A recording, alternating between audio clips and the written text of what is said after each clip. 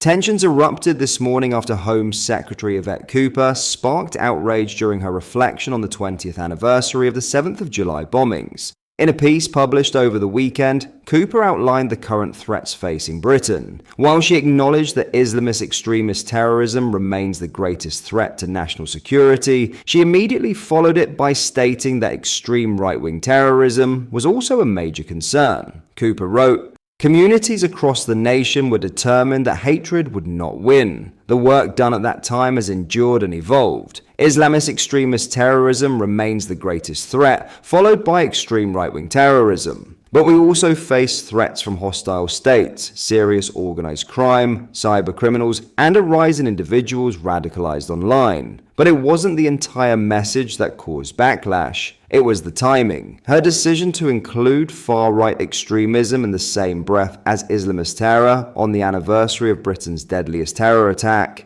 carried out by 4 Islamist suicide bombers, left many stunned. Among those to react strongly was GB News host Bev Turner, who addressed the remarks live on air. Speaking on Britain's newsroom, she asked the panel, "Let's have a watch of the footage. But first, hit the like button and subscribe to the channel for more."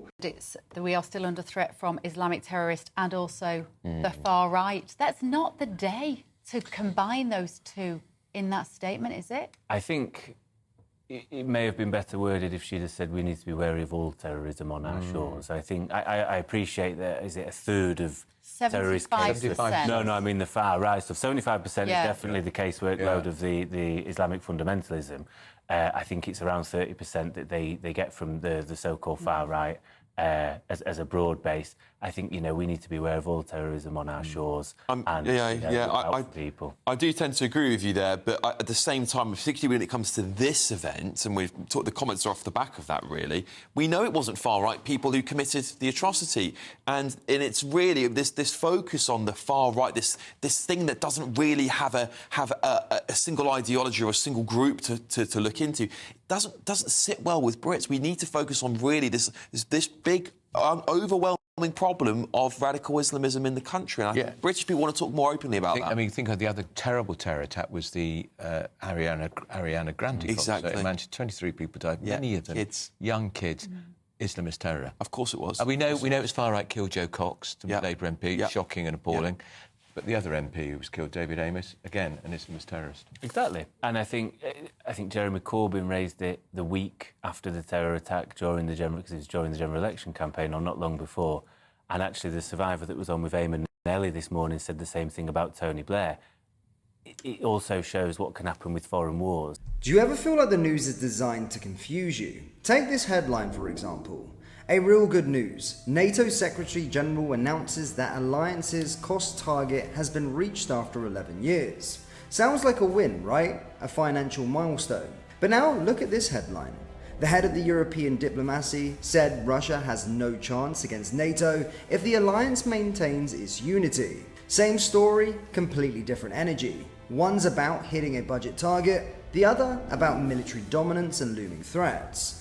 That's when I realized how easy it is to get trapped in one perspective, and it's also why I started using Ground News. It's not just another news app. Ground News shows you how different outlets are covering the exact same story side by side. You get to compare tone, framing, and word choice all in one place. Take this NATO example. Ground News pulled it from over 30 different outlets, but depending on where you get your news, you might have only just seen one side of a story. That's where tools like bias rating and blind spot feed come in. You can instantly spot how a headline might be leaning left, right, or somewhere in between, and also which stories are being ignored by one side entirely. No ads, no algorithm traps, just clean access to global coverage that helps you actually understand what's happening, not just react to it. So if you're tired of feeling manipulated by your newsfeed and want to make sense of the media landscape, start with Ground News. Head to ground.news/stand to subscribe and get 40% off the Vantage plan. That gives you full access to both the site and the app. If staying informed matters to you, Ground News is where you start. Thinking that it isn't going to at some point come back to your shores. Both of these people, the 7-7 were brought up here. The Manchester attack obviously came here as refugees or whatever else. But there's obviously an element of these types of people that go, you've done this to where I'm really from, so I'm going to take action. That's the sort of stuff we've got to be wary of. Absolutely. In other news, a Labour voter and disability campaigner has fumed that the country has gone to the dogs 1 year on from the Labour Party's first year in government. Anastasia Tempest from Leeds was one of many who put an X on the voting ballot for Labour on July 4th, 2024, leading Prime Minister Keir Starmer to sweep into 10 Downing Street with a landslide majority of 172 seats.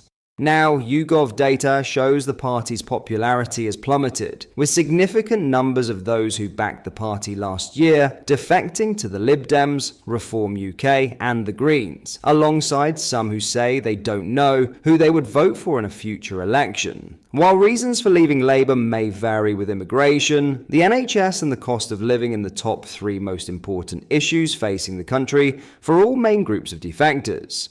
Benefits claimant Anastasia Tempest wants more investment in the NHS and social care. She told the media, "Labour 1 year on, I think the country has gone to the dogs. I voted Labour because I couldn't vote for the Conservatives because they've got a reputation for not doing very much. I haven't really noticed any difference. In fact, my life has deteriorated. I have cerebral palsy, I've also got muscle wasting, and having the combination of the two situations is incredibly difficult to manage. I've been on a waiting list for over 5 years for a gastroenterology problem, and the waiting lists keep going up and up and up and up. Perhaps the Prime Minister should spend more time in the country focusing on domestic issues than going off gallivanting abroad." Tempest relies on the use of a wheelchair, but she is now housebound as her benefits do not cover the cost of a new electric one. She is unable to propel herself for long distances in her manual wheelchair, and instead requires an electric wheelchair to leave her home, and now feels like a prisoner in her own home, as she lives alone and has no family to support her.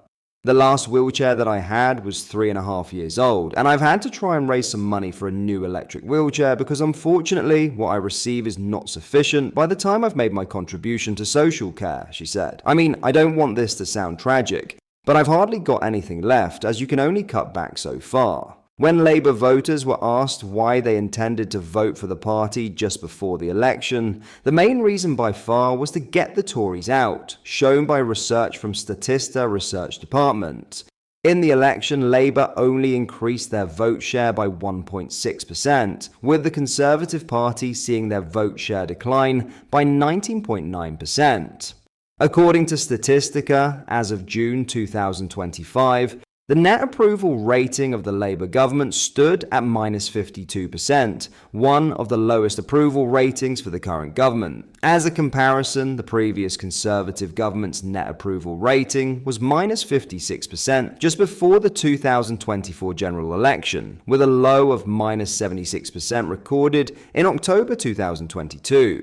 YouGov data shows Conservative and Labour voters are the least likely to have stuck with the choice they made in the 2024 general election, with just half of those who backed either party last July, 51 to 52%, still intending to vote for that party, compared to 62% of 2024 Lib Dems, 2/3 of 2024 Green voters, 68%, and 84% of 2024 Reform UK voters.